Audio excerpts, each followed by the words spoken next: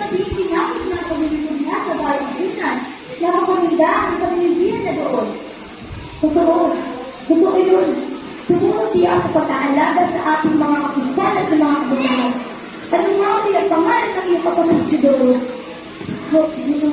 Memoria ko ang mga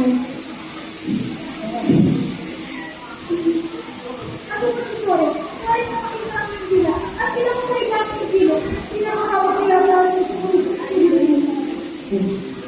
Wala ka naman ito. Huwag din na lang mapasinin. Teka, baka hindi ko kayo naghahapunan. Meron pa kain diyan. Pwede ako dumalagin ng box ng linutunahan talaga. Tinola, masyadong kayo nakaramit sa huwag ng kaya at daw ang silip at napangpang sa baw. Kasi, hindi lang daw ang silip ang iyong nilagay. Pati na rin ang bunga nito. At hindi na ako silip. Kaya ito, pagkaya ng pinagpilihan ko yung bibig ko at sigurado sa mga bibig ko din. At tumusok ang ganito. Niloso pa dyan ang baby na. Niloso pa dyan ang baby na. Niloso pa dyan ang baby na. Paano na ang mga kasulatan natin doon? Nakaibang doon ang aming mga kasulatan. Natupasan na ang ating kasulatan kasi wala na ating liit na kilutan.